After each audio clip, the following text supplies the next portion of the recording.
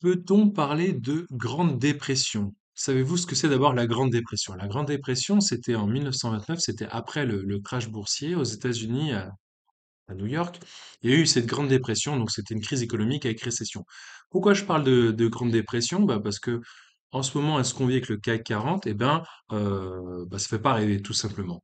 Là, à l'heure où Donald Trump a été élu et le S&P 500 a dépassé franchement les 6000 points sur plusieurs séances, en fin de plusieurs séances, on a le CAC 40, hein, le petit cacou, comme dirait Métamorphose 47, qui déprime un peu. Est-ce que c'est pas là le signe de la future Grande Dépression? Est-ce que les OMA comme Mark Twaity nous avaient pas prévenus en nous disant qu'en fait on nous ment, il y a de la récession et on n'est pas en croissance de 0,1%? Eh bien, du coup, ça m'amène à me dire qu'est-ce que je vais faire des valeurs que j'ai dans mon portefeuille, à savoir celles qui font partie du CAC 40 comme L'Oréal, Vinci ou LVMH. Eh bien, on va voir cela ensemble. Sans plus attendre, je m'attaque à LVMH, hein. Comme vous le savez, LVMH, fleuron français du CAC 40, poids le plus lourd du CAC 40, je crois qu'il compose actuellement 13,6% de l'ensemble du CAC 40, marque du luxe, très impactée par la politique actuelle en Chine. Alors, il y a une mesure de relance économique en Chine qui est en train d'être établie. Je ne sais pas si vous êtes au courant, mais Donald Trump a dit que lorsqu'il serait élu, il imposerait des droits de douane à la Chine à hauteur de 60% sur les produits importés issus de la Chine. Donc, c'est pas bon pour LVMH. Et donc, j'en suis amené à faire ce graphique-là. Donc, vous avez vu, j'ai mis des couleurs. Donc, ça, ce sont un peu mes objectifs perso. Vous voyez, on arrive là, on stagne autour des 600 euros depuis 5 septembre. Donc, ça fait 2 mois qu'on stagne autour des 600 euros en valeur basse. Voilà, j'avais tracé une oblique et je m'étais dit, il faut passer sur la partie droite, la partie supérieure de l'oblique pour s'en sortir. Donc ça a été fait une première fois ici, une deuxième fois ici, et une troisième fois largement ici. C'est quand la Chine a annoncé sa mesure de relance économique. Vous avez vu, ça a fait un petit flop. C'est vite redescendu. Donc là, mon objectif, c'est de repasser cette autre oblique, là, cette troisième oblique qui se trouve à droite de l'écran. Et bien sûr, vous avez vu, j'ai mis des couleurs. Donc en fait, là, les grosses résistances, comme vous pouvez le voir, ça va être autour de cette ligne rouge en pointillé à 641 euros. Première grosse résistance. Ensuite, il faudra sortir de cette zone rouge pour aller s'attaquer aux résistances supérieures, donc que j'ai décrit par ce gros rectangle orange. Et moi, idéalement, je vise, voilà, je suis moins gourmand qu'avant, je vise, voilà, une valeur proche des 778 euros, comme vous voyez affiché ici. Et donc, c'est pour ça que j'ai mis en couleur verte. Certains OMA, donc oiseaux de mauvais augure, diront que la baisse n'est pas encore finie. Moi, je pense qu'on commence à avoir bien atterri et donc, du coup, comme vous pouvez le voir, voilà, le plus bas de LVMH en ce moment, c'est entre grosso modo 585 euros et 600 euros. Il est possible qu'on traîne encore dans cette zone-là un petit moment. Et puis j'espère qu'il y aura bientôt ce fameux rallye de fin d'année où on pourra profiter d'une hausse jusqu'au au moins aux 740 euros, au moins cette zone orange. Et puis peut-être qu'en février, j'espère retourner dans cette zone verte. Par contre, les plus hauts historiques, là, faut laisser tomber. À moins de faire des chiffres de fou, à moins qu'il y ait des rachats d'actions monstrueux, il faut pas se leurrer. Si on arrive à retourner dans la zone rouge et surtout dans la zone orange, voire le début de la zone verte, ce serait génial. Ensuite, passons à L'Oréal. Là, je comprends vraiment pas parce que c'est pas vraiment une valeur du luxe, mais elle pourrait être apparentée au luxe. Elle a présenté des chiffres trimestriels plutôt corrects. Je ne comprends pas pourquoi elle est autant baissière en ce moment, sachant qu'en plus, on est en train de retrouver les niveaux de exactement, voilà, décembre 2022. Donc ça fait presque 2 ans. On revient au niveau d'il y a presque 2 ans. Et là, j'arrive vraiment pas à comprendre pourquoi. Autant une valeur comme Stellantis, je peux comprendre que voilà, elle a été surévaluée vu tous les problèmes qui ressortent, notamment en termes de motorisation et en termes de vente. Là, L'Oréal, je comprends pas pourquoi elle fait la même configuration, elle retrouve ses plus bas de 2022, ses niveaux de 2022. Donc là, vous voyez, ProRealTime m'a mis un support à 292 euros, je trouve que c'est abusé. moi, je mettrais plutôt le support. Voilà, bon, il est rouge, mais on va changer la couleur. Voilà, là, maintenant, le prochain support, il va être là à 320 euros, hein, donc voilà, 320 euros 54 comme vous pouvez voir, puisque le support 340 euros et 26 a été franchi. Après, on peut repasser dessus, hein, s'il y a un rallye de fin d'année, c'est possible. Mais là, j'avoue, j'y crois moyen. Alors, vous allez me dire, moi qui suis actionnaire L'Oréal, qu'est-ce que je fais? Je vends, j'attends. Bon, là, normalement, il faudrait vendre. Mais j'ai vraiment pas envie parce que c'est une valeur à laquelle je crois beaucoup, à la différence de Stellantis. Donc, j'ai vraiment pas envie de me couper le bras sur cette valeur. Je suis prêt à la garder 10 ans s'il faut pour retrouver une plus-value. Mais j'ai pas spécialement envie de la vendre parce que ouais, c'est une valeur que j'apprécie beaucoup. Et en plus, je vous dis, voilà, les fondamentaux restent très bons. Donc, en conclusion pour L'Oréal, tendance baissière de moyen terme, prochain support 320 euros et 54 comme on peut voir sur ce graphique en journalier. Voilà, résistance support 340 euros. Idéalement revenir aux 375 euros ensuite. Et si on est plus optimiste, essayer de récupérer voilà, une résistance à 412 euros. Bien sûr, le plus haut historique autour des 460 euros, là, c'est pas le scénario le plus probable. En tout cas, voilà, on est en dessous des moyennes mobiles. Il n'y a pas de figure de retournement, beaucoup de bougies rouges dernièrement. Ça a l'air l'hémorragie, elle a l'air de s'arrêter, mais voilà, on n'en sait rien. Je pense qu'il y aura encore des moments difficiles. Voilà, c'est possible, ça descend jusqu'à 320 euros. Personnellement, je l'accepte. Voilà, ça va faire mal à mon portefeuille, mais c'est pas grave. Je suis investi sur long terme. Donc voilà pour L'Oréal. Passons maintenant à Vinci, aussi très belle valeur, mais vous voyez, elle n'est pas en forme dernièrement. Donc je m'étais amusé à faire des traits d'essai. Donc vous voyez, en fait, elle était sur un canal haussier de long terme, celui-là que je vous montre. Et puis au bout d'un moment, elle a franchi un autre palier. Elle s'est passée sur ce canal-là que j'ai dupliqué tout simplement. Donc vous voyez, on est clairement dedans. Et ça, c'est un tracé, voilà, je supprime. Mais en tout cas, voilà, ces deux canaux, ils m'intéressent bien. Et puis après, bien sûr, si on zoome, donc tendance haussière long terme, si on zoome après, on est sur voilà, une tendance plutôt neutre, un retour au même niveau qu'il y a à peu près un an. Le support, voilà, proche des 100 euros, donc 100 euros et 7 centimes, vous pouvez le voir. Un support décrit, voilà, à 97 euros et puis un autre à 98 euros, là, dernièrement, le fin octobre 2024. Donc voilà, ce qu'il faudrait, c'est que, bon là, on est de nouveau sur du vert, donc il faudrait repasser ces moyennes mobiles que vous voyez en pointillé, et puis après, dans une plus forte mesure, repasser cette diagonale oblique, cette oblique, et puis après, la prochaine instance, moi, c'est mon PRU, donc 166, 100,6,67 euros, et puis après, moi, je visais plutôt, voilà, 110 euros, guère plus en ce moment, parce que le marché français, il est en berne. Donc, aller espérer de nouveau les plus hauts historiques sur une valeur comme Vinci, ben, franchement, bon courage. En attendant, voilà, il n'est pas exclu que ça revienne prochainement dans les mois à venir dans cette zone-là, entre 100 euros et 110 euros, grosso modo. Mais il n'y a pas encore de signe de retournement de tendance à court terme, hein. Après, il y a des valeurs comme BNP Paribas pour lesquelles je suis pas du tout inquiet, même si le secteur des banques n'a pas le vent en poupe en ce moment. Je suis vraiment pas inquiet pour une valeur comme BNP. Bah, ça se voit, hein, voilà, tendance haussière de long terme, hein, je vais pas dézoomer, si je peux, voilà, tendance haussière de long terme. Et puis, vous voyez, dernièrement, en fait, voilà, des trading range, voilà, à peu près 12% de variation. Ouais, donc là, ici, bah, je l'avais fait il y a quelques temps. Voilà, il y avait une variation de 7 euros. Donc on est aussi en gros entre les 58 euros et les 65 euros, donc 7 euros.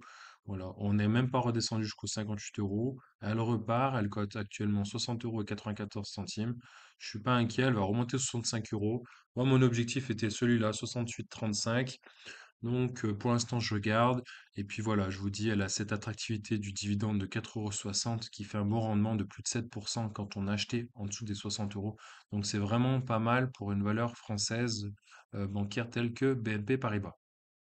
Ensuite, comment ne peut-on pas parler de Air Liquide quand on parle du CAC 40? C'est une valeur haussière de long terme plutôt régulière, peu volatile, comme on peut le voir. Voilà, là actuellement, pareil, marché un peu en berne. On se dit, tiens, c'est bizarre. En fait, elle suit le même mouvement que le CAC 40 dans son ensemble. Voilà, je suis pas inquiet parce que, en fait, si vous voulez, lorsqu'elle était au plus haut ici, il y a eu la dilution des actions, la fameuse distribution des actions gratuites. C'est pour ça qu'en gros, le PRU de beaucoup est passé moi par exemple, il était à 161 euros, mon prix de revient unitaire, il est passé à 148 euros automatiquement parce qu'ils m'ont versé des actions gratuites. Donc, au fait, au lieu d'avoir 24 actions, j'en ai eu 26 exactement. Et après, bien sûr, ça me fait 26 dividendes au lieu de 24. Donc c'est avantageux, c'est le programme entre guillemets de fidélité. Et encore, moi je suis pas au nominatif, je suis classique. Ceux qui sont nominatifs, eh ben, ils ont encore d'autres avantages, d'autres actions gratuites ou 10% de dividendes supplémentaires. Voilà, en tout cas, l'air liquide, secteur, on va dire, de l'énergie, voilà, des gaz médicaux notamment, voilà, il reste stable. Comme je vous disais dans des précédentes vidéos, un prix d'achat autour de 60 euros, bah, à l'heure actuelle, c'est vraiment pas mal. Voilà, c'est une action à garder sur du long terme, c'est une action très bon père de famille, donc c'est pas une action pour du trading, on va dire, du court terme, hein. Là, maintenant, c'est vraiment intéressant parce que avec une valeur comme celle-là, donc bien sûr, je veux parler de Total Energy, eh bien en fait, il y a deux grands esprits qui se rencontrent, si je puis dire. Il y a, on va dire, les pros qui vont dire, bah en fait, en regardant la courbe, clairement, il faut pas rentrer sur du Total, elle fait que baisser depuis un moment, c'est pas la bonne solution, c'est pas la meilleure solution. Et puis, il y a les investisseurs très long terme voilà, ou qui sont remplis de conviction par rapport à Total parce que très très bonne société et qui sont pas vraiment, on va dire, des professionnels de la finance, mais plutôt des investisseurs, voilà, bon père de famille, et bien au même titre que Air Liquide, ils vont acheter du Total parce que c'est une valeur réputée pour être bon père de famille, voire même une valeur de refuge. Pourquoi disent-ils cela? Parce qu'en fait, si on passe en mensuel, vous voyez, en fait, voilà, sur du très très long terme, c'est une action qui fait que monter dans le temps. Et là, vous voyez, il y a une grosse correction, mais qui dit impulsion dit correction, qui dit impulsion dit correction, impulsion, correction. Donc, vous voyez, le temps sera plutôt en faveur de la hausse sur un titre comme Total. Dans 10 ans, peut-être que personne ne sera surpris si Total cote 100 euros au lieu des 57,16 € comme actuellement. Donc, je reviens sur la partie journalière, c'est ce qui nous intéresse le plus, c'est le plus court terme. Là, vous voyez, il y a plus de l'indécision. La bougie, vous voyez, là, c'est ce qu'il appelle un doji. Il y a une mèche en bas, il y a une mèche en haut. Donc, les mecs, ils savent pas trop ce qui va se passer actuellement, hein. Les investisseurs, ils savent pas trop s'il faut acheter ou vendre cette action. Donc il y a un peu une indécision. Voilà. Les annonces de Trump seraient plutôt en faveur des sociétés pétrolières. Total Energy est une société, on va dire, multi-énergie, hein, gaz, pétrole et électricité notamment. Il y a également le solaire, donc il y a toutes ces énergies renouvelables également. Elle joue sur les deux tableaux, c'est ce qui fait que beaucoup l'apprécient parce que c'était une grosse pétrolière jusqu'à présent. Elle a eu ses avantages et ses inconvénients. Les avantages, c'est d'enrichir les gens, d'enrichir les portefeuilles. Les inconvénients, c'est de se faire taper par les écologistes. Et maintenant qu'elle touche le renouvelable, eh ben, les gens ils disent, tiens, c'est bien, Total Energy pense à l'avenir. Donc du coup, comme elle est déjà bien avancée sur les énergies renouvelables, eh bien, elle a pris ce virage, ce tournant, donc elle ne sera pas à la ramasse comme d'autres sociétés pétrolières le jour où il y aura peut-être plus besoin de pétrole. Bon, je vous rassure, ce jour-là, il n'est pas encore arrivé. Beaucoup roulent en thermique, notamment en France. L'électrique n'est pas encore, le marché des voitures électriques n'a pas encore convaincu l'ensemble des Français, bien qu'il y ait les recommandations pour 2035, en gros, l'objectif zéro voiture thermique en 2035. Je pense qu'on n'y arrivera pas. Voilà, parce que justement, les voitures électriques coûtent trop cher et le thermique reste utile. Et sachant que dans tout ce qui est pétrole, il y a aussi également les avions qui volent avec du kérosène, etc. Donc, il va encore avoir besoin de pétrole pour un moment. Et je vous dis, eux, ils jouent sur plusieurs tableaux. Donc, revenons sur l'analyse technique de Total Energy. Sur le plan fondamental, ils sont plutôt très bons. Ils ont l'avantage de verser un dividende trimestriel de l'ordre de 75 à 79 centimes. Donc ça fait un peu plus de 3 euros. Pour une valeur qui cote moins de 60 euros, donc ça fait plus de 5% de rendement. Il y en a plein qui disent si ça retourne aux 55 euros, j'en achète. Effectivement, ils n'ont pas tort. Le support d'écrit est autour des 55 euros et 44 centimes, comme je peux le voir. Il y en a un autre proche des 56,40 €. Moi-même, je serais tenté de racheter si ça passe au niveau des 56 euros parce que c'est une valeur sur laquelle j'y crois, qui va finir par remonter. Voilà, les stats sont là, vous avez bien vu, la tendance haussière de long terme, hein. Donc voilà. Donc je suis pas inquiet vraiment pour Total. Ils ont des sous, ils sont peu endettés. Voilà, le chef, il est là depuis plus de 17 ans et c'est pas un chef à la Carlos. Donc lui, il est sérieux. Et voilà, c'est une entreprise plus sérieuse que Stellantis. Donc je suis vraiment pas inquiet. Il y a un petit gap qu'on aperçoit ici qui va être comblé plus tard. Elle a été légèrement comblée par cette mèche du 6 novembre. Je pense que ça va finir par remonter quand le CAC 40 dans l'ensemble remontera. Et puis voilà, peut-être qu'on retournera pas aux 70 euros. Voilà, le all-time high, là, il est corrigé avec le dividende, donc 67,74. On ne remontera pas tout de suite, mais un retour aux 61 euros, 62 euros, il est fort probable. Donc pour ceux qui s'intéressent à Total, ceci n'est bien sûr pas un conseil d'investissement, mais moi, je serais partant pour mettre un petit billet dessus parce qu'elle est très intéressante pour nos épargnants français, notamment sur le plan d'épargne action. Un mot maintenant sur le CAC 40. Euh, Ah non, pardon, j'ai glissé, je suis sur le VIX. Donc le VIX, c'est l'index de volatilité.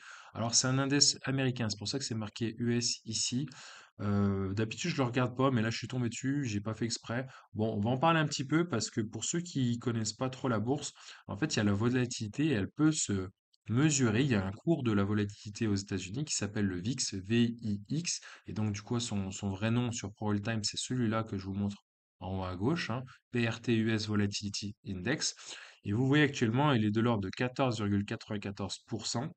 Et Romain Dobry sur Bourse Direct, il aime bien parler de, voilà, il classifie toutes ces tranches-là qu'on peut voir par optimisme, vigilance, alerte, euphorie, etc. Donc je me rappelle plus des seuils, mais en gros, plus on est vers le bas, plus on tend vers l'euphorie, plus on est vers le haut, plus on tend vers la crise de panique. Donc c'est ce qui s'est passé le 5 août, là je crois que c'est le 5 août, voilà, pas manqué le 5 août, grosse panique sur les marchés à cause des carry trade, à cause du Nikkei au Japon. Vous voyez le pic de volatilité, il est monté même jusqu'à un plus haut de 72%. Donc là, c'était vraiment la crise. Heureusement, ça n'a pas duré. Il y en a qui ont fait de belles affaires ce jour-là parce que là, c'était un peu coup de fusil parce qu'ils sont affolés pendant quelques instants. Et puis très vite, ça a repris son cours comme on le voit sur cette courbe. Donc là, actuellement, il y a un trou et donc, comme il dit Romain Dobry, les trous de cotation sur le VIX sont toujours comblés. Bon, voilà, c'était la petite parenthèse pour vous parler du VIX pour que vous soyez un peu plus calé sur le domaine de l'analyse technique, de l'analyse graphique. Voilà, le VIX, c'est l'indice de volatilité pour les US. Il n'y en a pas pour la France, il y en a un, je crois, pour l'Europe, pour l'Eurostox, je crois que c'est le VEX. Bref, on s'en fiche un petit peu, c'est surtout le VIX qui nous intéresse parce que les marchés américains dominent le marché mondial et tout le monde copie sur le marché américain ou presque. Tout le monde tente de faire pareil, donc voilà, c'est pas mal. C'est plus communément aussi appelé l'index de la peur. Et puisqu'on est dans la partie intéressante, on va s'intéresser également à l'or, qui justement cote actuellement l'once d'or, qui cote actuellement 2614 $ environ, qui voyez a corrigé voilà, après un plus haut proche des 2788 dollars fin octobre. Donc vous voyez l'élection de Donald Trump fait plutôt baisser le cours de l'or. Voilà, ça reste quand même une valeur refuge. Voilà, voilà, c'est une tendance haussière de très long terme. Dans la tête des gens, c'est assez clair. Il faut comprendre aussi que l'or a tendance à monter en cas de crise, en cas de guerre, puisque voilà, effectivement, c'est une valeur refuge. Moi personnellement, j'ai pas d'or parce que pour avoir de l'or, il faut, en tout cas en bourse, hein, comme ça, il faut avoir ce qu'on appelle un compte titre ordinaire. C'est pas disponible via le PEA. En tout cas, voilà, vous voyez qu'on se rapproche d'un support décrit par ProAllTime autour des 2608 dollars. Je parle en dollars, hein, je parle pas en euros. Voilà, il y a un support de long terme autour des 2300 dollars. On en est très loin. Effectivement, on se rapproche d'un support, c'est peut-être pas mal. Vous voyez, ça fait des vagues, impulsion, correction, impulsion, correction, impulsion, correction. Est-ce que ça va corriger en plus? Peut-être. En tout cas, pour ceux que ça intéresse, ouais, peut-être c'est peut-être une bonne opportunité de rentrer là plutôt que là. Après, seul l'avenir nous le dira. J'ai pas de boule de cristal. En tout cas, voilà. Après, vous allez me dire, mais si ça fait comme il y a quelques années, si on se met en mensuel, parce que là, je vous montre que des bons signes, voilà. Là, en gros, ouais, ici, on va dire, voilà, de août 2011 jusqu'à juin 2020, ça a été la grosse cuvette, là. C'est-à-dire que les gens qui sont investis sur l'or en 2011, eh ben, ils n'ont pas été gagnants avant été 2020. Là, j'avoue que c'est pas le bon deal. Par contre, là, effectivement, voilà. Alors après, on n'est pas à l'abri qu'on réplique cette cupule-là, cet arc de cercle ici. Voilà. Oui, effectivement, si on n'est pas pressé, peut-être qu'il faudrait attendre un retour vers les 2000 $. Ouais. Après, j'ai l'impression que c'est de la spéculation parce que franchement, l'or, qu'est-ce qu'on en fait à part éventuellement le léguer à nos proches quand on décède, source de valeur refuge en cas de perte d'argent. Oui, mais en général, ceux qui achètent de l'or, ils ont déjà plein d'oseille, ils savent plus quoi en faire. Donc bon, après, voilà, moi je pense qu'il serait raisonnable de rentrer autour des 2000 $ et pas au-dessus, parce que là, ça devient vraiment de la spéculation. C'est mon avis, hein. Et toujours pour continuer dans la partie, on va dire, intéressante, la partie exotique, ce qui change un peu de la bourse, bah, c'est bien sûr le Bitcoin, hein, donc le Bitcoin dollar. Donc vous voyez, j'avais tracé des traits, voilà, je m'étais dit que si un jour j'achetais du Bitcoin, ce serait bien d'y rentrer autour des 50 000 $. Donc voilà, j'avais tracé 49 412 $ exactement. Et puis là, c'était son all-time high, son plus historique, qui a été dépassé dernièrement avec l'élection américaine. Voilà, 74 000 $ et 95, 74 000 et 95 $ exactement. Voilà, on a atteint actuellement, au moment où je vous parle, 85 200 $. Moi, je trouve que c'est très excessif.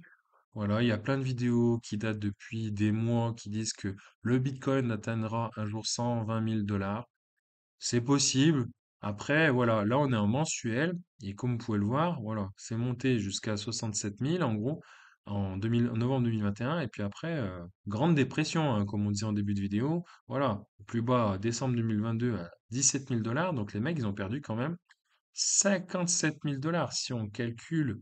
Voilà, là, le mec qui est rentré ici en disant ouais, mieux vaut tard que jamais, eh ben, il s'est pris 76% de moins-value là. Et il a fallu 2 ans pour revenir au prix de revient unitaire, son prix d'achat initial, hein. Voilà, moi je suis encore novice sur le sujet des cryptos. Néanmoins, ça m'intéresse. Ça m'a toujours intrigué le fait qu'il parle de halving, qu'il parle que voilà, en telle année, il y aura plus de Bitcoin parce qu'ils les auront tous produits. Donc je vais m'y intéresser. Si ça vous intéresse, dites-moi en commentaire. Si vous avez un avis là-dessus, dites-moi en commentaire ce que vous pensez des crypto-monnaies. Bien sûr, il n'y a pas que le Bitcoin, il y en a plein d'autres, notamment Ethereum et Solana qui sont les plus connus. Et donc voilà pour les cryptos. Et maintenant, revenons aux fondamentaux, c'est-à-dire que je voulais vous montrer depuis tout à l'heure le CAC 40. Alors je vous le montre tout de suite. Eh bien, clairement, le CAC 40, ce n'est pas encore la Grande Dépression. Néanmoins, c'est pas drôle depuis mars, oui, on va dire depuis mars-avril 2024. C'est pas drôle du tout parce qu'on est en tendance baissière. La dissolution de l'Assemblée nationale, comme je vous montre ici, là, au début de cet été, n'a pas du tout aidé. La période estivale également. Et là, maintenant qu'on a un gouvernement, le gouvernement Barnier, eh bien, qui reste peu efficace actuellement, on est encore dans l'indécision, eh bien, ça rassure pas, d'autant plus que Trump, avec ses mesures, on va dire, contre les non-américains en termes de guerre commerciale, eh ben, ça aide pas le reste des marchés, notamment l'indice CAC 40. C'est pour ça qu'il fait pas aussi bien que le S&P 500, le Nasdaq et le Dow Jones. Voilà, ça reste quand même une tendance haussière de long terme. Ce n'est pas une crise comme on a connu comme la crise Covid. Voilà, donc faut pas s'affoler non plus. Ça remontera un jour. Quand, on n'en sait rien, c'est pas pour tout de suite. Donc, à l'heure actuelle, clairement, tant que ça dépasse pas les 7 600 points, là voilà, j'avais tracé 7 640. Tant que sur le CAC 40 cash, on ne dépasse pas les 7 600 points, on arrive sur la fin d'année, ça serait sympa que tout reparte, là, l'effet un peu, la magie de Noël reparte, un peu comme, ben, un peu comme ici, en fait. Voilà, vous voyez, du 1er novembre à mars, et ben là, c'était la folie, hein. Donc, c'était la folie furieuse. Donc, on aimerait bien reconnaître un peu ça, c'est un peu cette euphorie. Pour nous qui sommes déjà investis, pour ceux qui souhaitent investir également sur le CAC 40, hein, ce serait sympa pour notre bourse française, un peu ça pourrait redonner confiance aux Français, mais il faut quand même qu'on ait des éléments qui rassurent les investisseurs, et pour cela, il faut une certitude, il faut des certitudes, il faut qu'il y ait un gouvernement qui nous rassure, et il faut que les entreprises nous rassurent également. Et pour ceux qui sont férus d'histoire, est-ce que certains d'entre vous savent comment les États-Unis sont sortis de cette grande dépression, hein? Eh ben moi je le savais pas jusqu'à aujourd'hui. Si j'en avais entendu parler, mais j'ai potassé un petit peu le sujet pour la vidéo. En fait, il y a eu le New Deal, et en fait il y en a eu un, il y en a eu deux, mais le plus connu c'est celui de Franklin Roosevelt, où il a créé ce New Deal. Et qu'est-ce qu'il a fait pour redonner confiance aux Américains? Eh ben il a fait une semaine à 30 heures pour favoriser les emplois, c'est-à-dire, comme ce sont des emplois de 30 heures et non plus, alors, je sais pas, ils avaient peut-être pas les 35 heures à l'époque, peut-être ils avaient au moins 40 heures ou 48 heures, et ben au lieu d'engager un seul mec, ils en engageaient deux, donc du coup ça favorisait le retour à l'emploi. Et puis après, les gens, quand ils ont commencé à avoir confiance en eux, et bien du coup, les syndicats, ils étaient plus rassurés, plus confiants dans leur démarche, et donc c'était une spirale plutôt haussière, hein, c'était plutôt un cercle vertueux. Alors bien sûr, il y a eu des programmes d'aide médicale, etc. Alors est-ce que nous, on pourrait faire ça en France? Ben, j'ai envie de vous dire non. Pourquoi? Parce qu'on n'est plus vraiment souverain, on dépend de l'Europe. Donc maintenant, quand on va aller faire pipi, il faut demander l'accord à l'UE. Donc voilà, donc on est un peu mal barré. Maintenant, vous allez me dire, bah, il faudrait que l'UE fasse la même chose, mais bon, comme tout le monde n'est pas logé à la même enseigne dans l'UE, il y a la France, il y a l'Allemagne, il y a les autres, entre guillemets. Il y en a qui se portent bien, il y en a qui se portent moins bien.